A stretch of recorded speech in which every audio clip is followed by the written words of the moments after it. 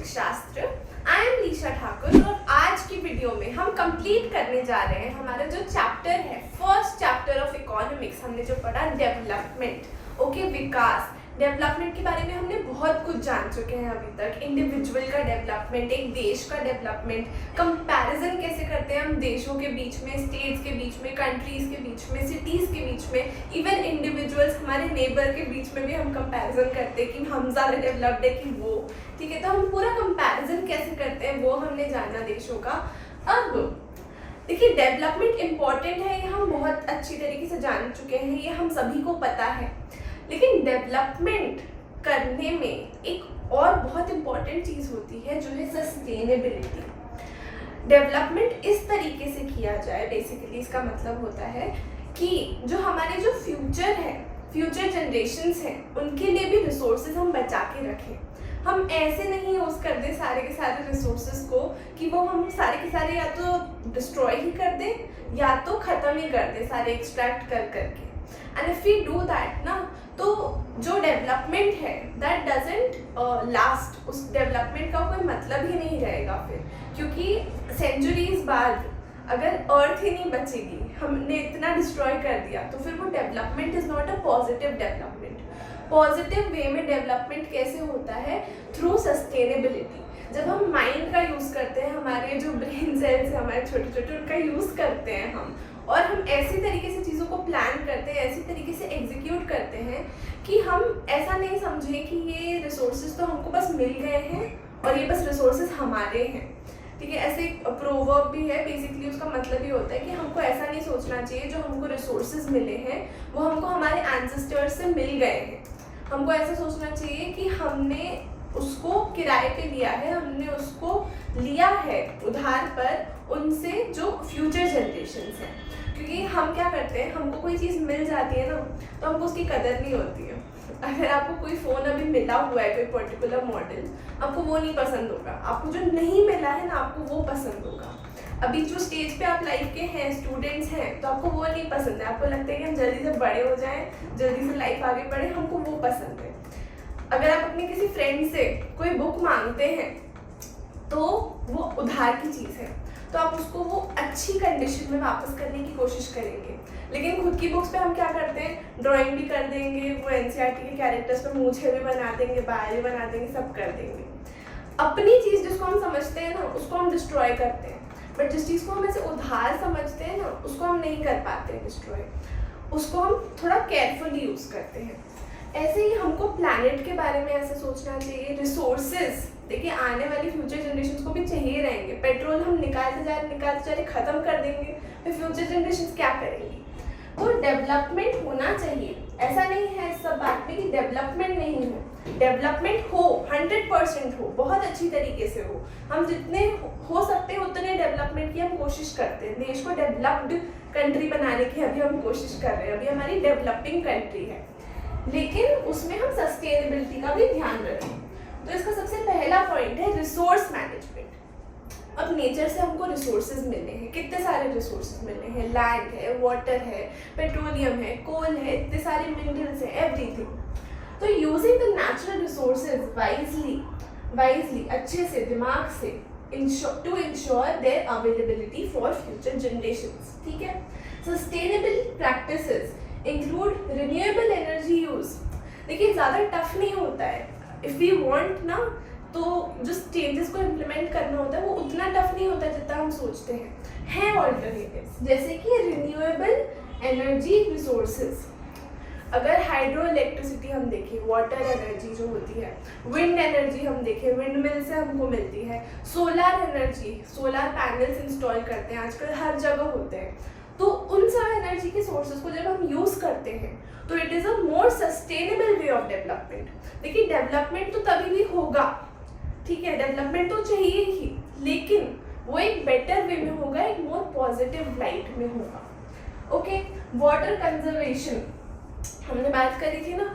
Ground water ख़त्म करते जा रहे हैं, वेल से निकालते जा रहे हैं for irrigation purposes, for everything. Ground water के लेवल्स जो हैं वो कम होते जा रहे हैं, डिप्लीट होते जा रहे हैं। उसका तरीका क्या है उसको कम करने का? Water conservation.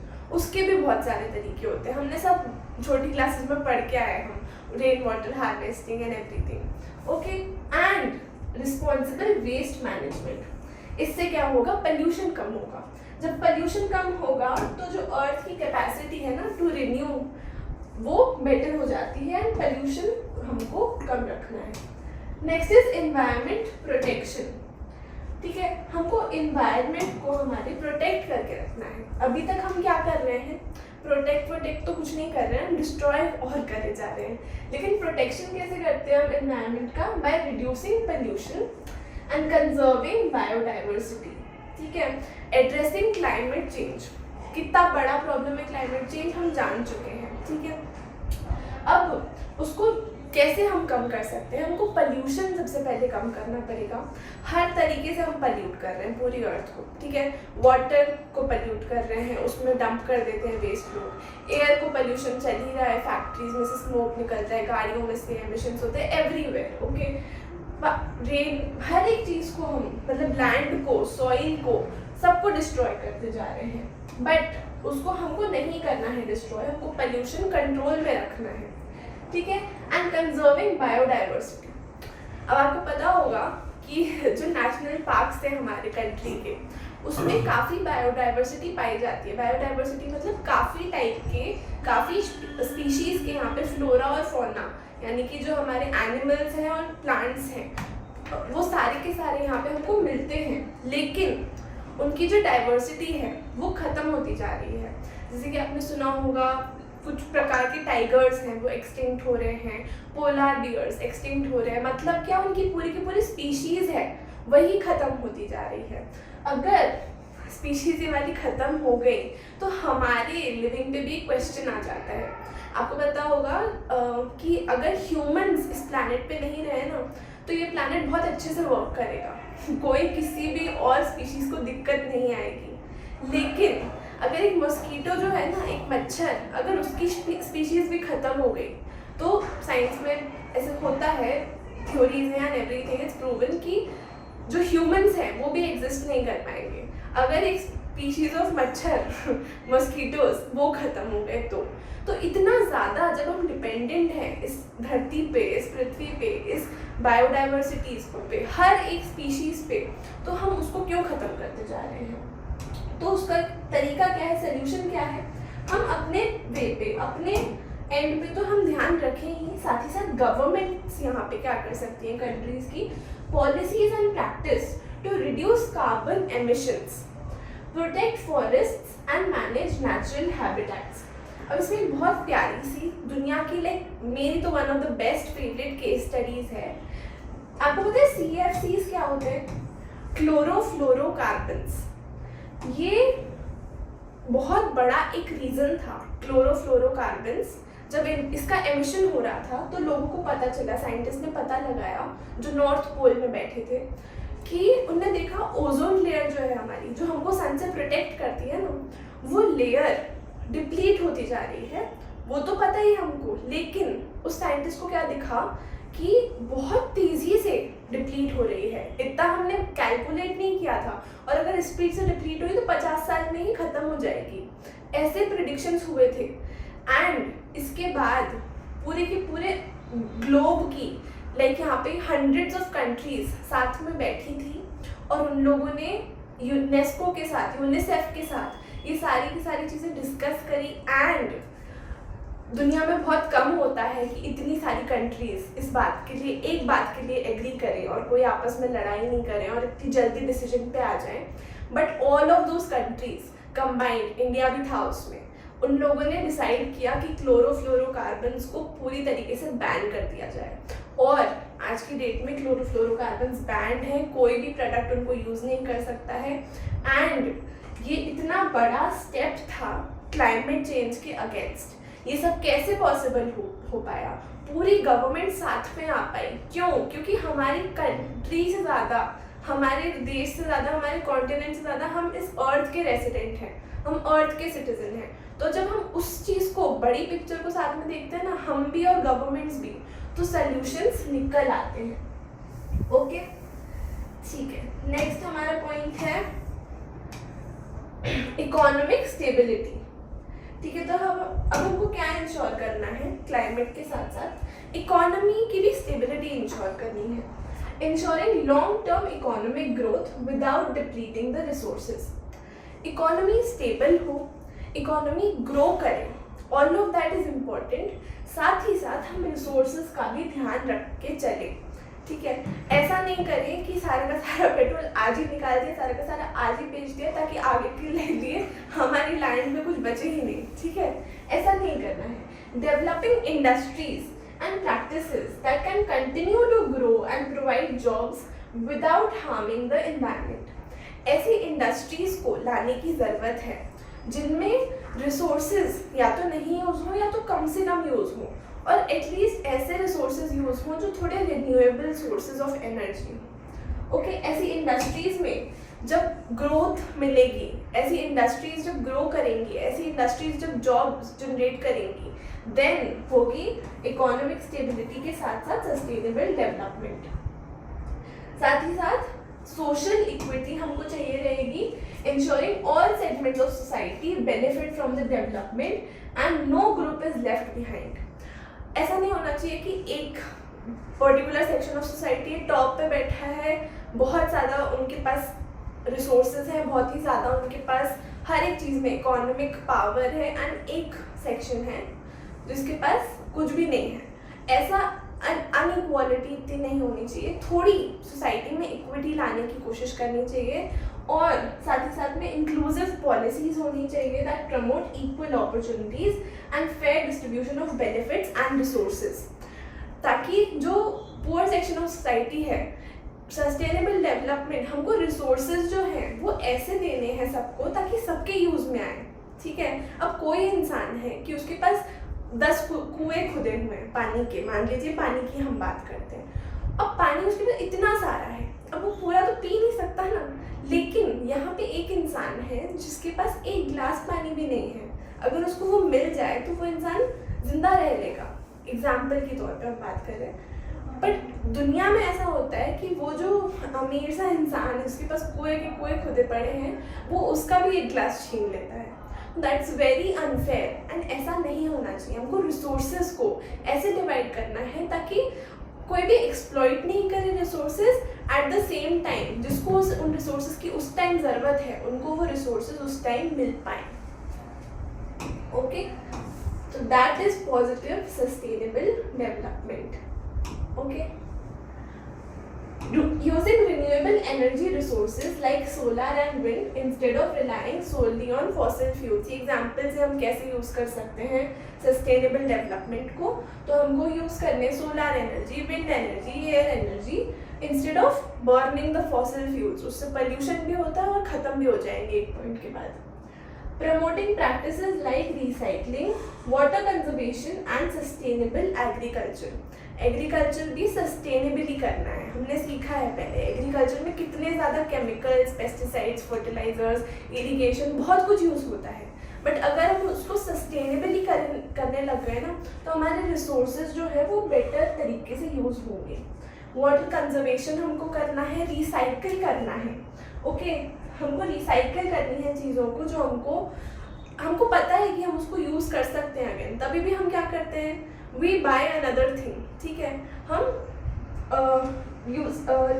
तरीके से, अच्छे से, दिमाग से अगर यूज़ करेंगे रिसोर्सेज तो दैट इज हमारा सस्टेनेबल डेवलपमेंट। ओके, अब एक शहर के लिए कैसे होगा sustainable development? For an example, एक सिटी इन्वेस्ट करती है in public transport and green spaces, ठीक है। एक सिटी है, उसकी गवर्नमेंट ने एक सिटी के जो एरिया के लोग हैं उन्होंने क्या किया, इन्वेस्ट किया पब्लिक ट्रांसपोर्ट में, लाइक बसेस, एंड उन लोगों ने ग्रीन स्पेसेस में, पार्क्स एंड ऑल में इन्वेस्ट किया। One, relying on private vehicles and rapid urbanisation. दूसरी एक सोसाइटी है जहाँ पे उन लोगों ने बस कोशिश की लोगों की इनकम बढ़े, पैसा बढ़े, इकोनॉमी बढ़े, तो उन्होंने क्या किया, अर्बनाइजेशन किया, बोला प्राइवेट व्हीकल्स यूज करो। ओके, तो क्या हुआ, the former ensures long term sustainability and better quality of life. अब इसमें क्या होगा, पहली वाली जो सोसाइटी है ना सिर्फ उसमें सस्टेनेबिलिटी आएगी, बट जो लोग अभी भी वहाँ रह रहे हैं ना उनकी भी लाइफ की क्वालिटी बेटर होगी, क्यों? क्योंकि वो एक तरीके से या तो देखो साइकिल्स वगैरह यूज़ करेंगे या पब्लिक ट्रांसपोर्टेशन यूज़ करेंगे, इन्वायरमेंट सही रहेगा, उनके यहाँ पोल्यूशन कम होएगा, एंड साथ ही साथ वो लोग के पास पार्क्स होंगे एंड एरियाज होंगे जहाँ पे वो जाके एक्सरसाइज कर सकते हैं, उनकी हेल्थ अच्छी रहेगी, उनकी overall quality of life improve होगी। तो सस्टेनेबिलिटी का ये मतलब नहीं है कि हम सिर्फ फ्यूचर जनरेशन के बारे में सोच रहे हैं। सस्टेनेबिलिटी हमारे लिए आज भी उतनी ही इम्पोर्टेंट है जितना फ्यूचर जनरेशन के लिए है। ओके, आई होप पूरा का पूरा ये कॉन्सेप्ट सस्टेनेबिलिटी का अच्छे से समझ में आ गया होगा आप लोग को। हम चैप्टर को कंक्लूड करते हैं। पूरा जो हमने पढ़ा है डेवलपमेंट यहाँ पे ओवरऑल, तो डेवलपमेंट क्या होता है? It is a multi faceted, मतलब काफ़ी सारी चीज़ों को मिला के एक चीज़ बनती है डेवलपमेंट। ये concept that involves economic growth, क्या क्या होता है उसमें? इकोनॉमिक ग्रोथ चाहिए, लेकिन सिर्फ इकोनॉमिक ग्रोथ नहीं चाहिए, साथ साथ में quality of life and sustainability. जब ये तीनों चीज़ें होलिस्टिकली, ये तीनों चीज़ों के अंदर भी काफ़ी सब पॉइंट्स हैं जो हमने पढ़े, अब जब ये सब चीज़ें साथ में मिल जाती हैं ना, तब होता है सही मायनों में development. It varies across individuals, communities and Nations. अब डेवलपमेंट का मतलब जो है वो वेरी करता है, मतलब वो चेंज होता रहता है। किस किस के लिए? हर किसी के लिए। एक इंडिविजुअल है, आप और मैं हैं, हमारे डेवलपमेंट के गोल्स अलग हैं। कोई दो शहर हैं, उनकी डेवलपमेंट के गोल्स अलग हैं। कोई दो नेशंस हैं, उनके भी डेवलपमेंट का मतलब, उनके यहाँ डेवलपमेंट की प्रैक्टिसेस कैसे इन्वॉल्व होती हैं, उनके गोल्स क्या हैं, everything is different. Okay, and it requires a holistic approach. ठीक है, अब सबका मतलब अलग है, बट सबको बेसिक चीज़ें कुछ कुछ जो चाहिए होती है वो होती हैं एक holistic approach that includes income, health, education, equality and environmental sustainability. ठीक है, किस किस पे फोकस होता है? इनकम पे, हेल्थ पे, एजुकेशन पे, इक्वालिटी पे एंड हमारी एनवायरमेंटल सस्टेनेबिलिटी पे। By understanding this we can address these diverse aspects. जब हमको समझ में आएगा इस स्टेज पे कि ये सब कुछ मिला के एक होलिस्टिक अप्रोच के साथ जब हम आगे बढ़ते हैं, तब होता है डेवलपमेंट।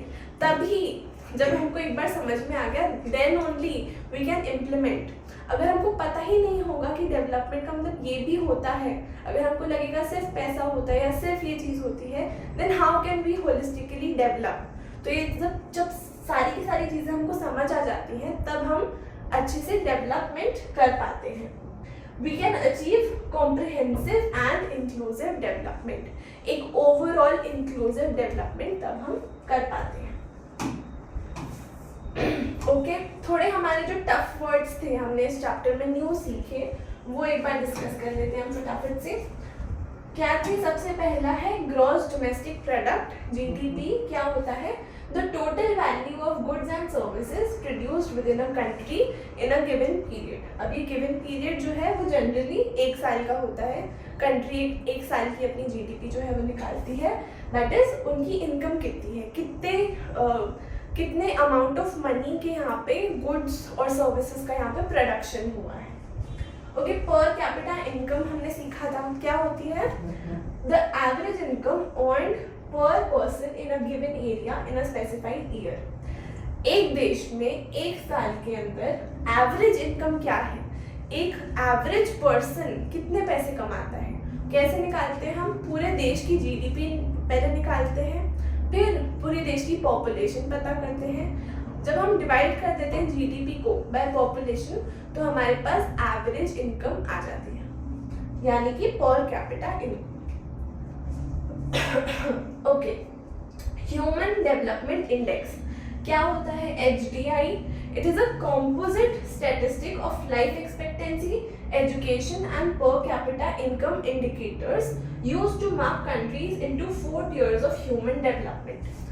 HDI जो है हमारा ह्यूमन डेवलपमेंट इंडेक्स, बेसिकली एक तरीका है देशों को रैंक करने का। किस बेसिस पे? एक होलिस्टिक डेवलपमेंट की अप्रोच के बेसिस पे, ना सिर्फ इनकम की बेसिस पे।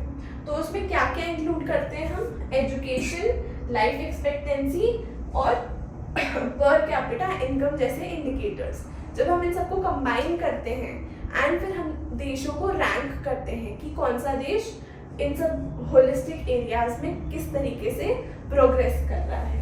ओके, सस्टेनेबल डेवलपमेंट अभी हमने सीखा कि डेवलपमेंट होना चाहिए but without compromising future generation. And life expectancy क्या होती है कि जब एक बच्चा पैदा होता है, एक इंसान पैदा होता है, तो उसकी एवरेज एज कितनी हो सकती है, लाइक एवरेज उसकी लाइफ एक्सपेक्टेंसी कितनी हो सकती है, 80 years, 90 years, 100 years, like that. Okay, literacy rate, the percentage of people who are able to read and write. जो लोग पढ़ और लिख सकते हैं वो हमारा लिटरेसी रेट होता है। इन्फेंट मोर्टेलिटी रेट होता है the number of deaths of infants under 1 year old। 1 साल से पहले जो बच्चे लाइक लाइव बर्ड्स होते हैं उसमें से जो बच्चे who are not able to survive वो होता है हमारा इन्फेंट मोर्टेलिटी रेट 1 साल के पहले if they not survive. Social equity, social equity क्या होती है, इक्वालिटी, ठीक है, fair and just relations with in society और सब लोगों को इक्वल यहाँ पे अपॉर्चुनिटीज मिलने चाहिए, सबको इक्वल राइट्स मिलने चाहिए, तो वो क्या होती है, सोशल इक्विटी।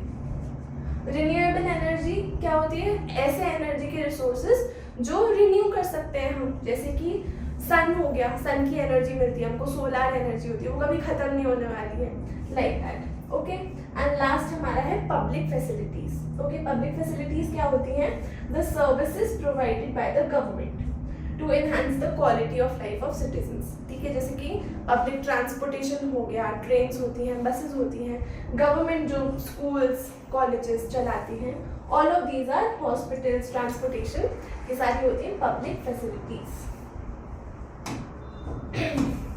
ओके, इसी के साथ हमारा पूरा का पूरा चैप्टर कंप्लीट होता है। आई होप आपको समझ में आ गया होगा विकास क्या होता है, डेवलपमेंट क्या होता है। कुछ भी पूरे चैप्टर के अंदर कुछ भी डाउट है तो कमेंट सेक्शन में पूछ लेना, कुछ भी अच्छा लगा हो तो कमेंट कर देना, मेरा भी मोटिवेशन बना रहता है। एंड वीडियो को लाइक कर देना, चैनल को सब्सक्राइब कर देना और मैं मिलती हूँ आपसे in the next chapter. Thank you so much for watching शिक्षास्त्र।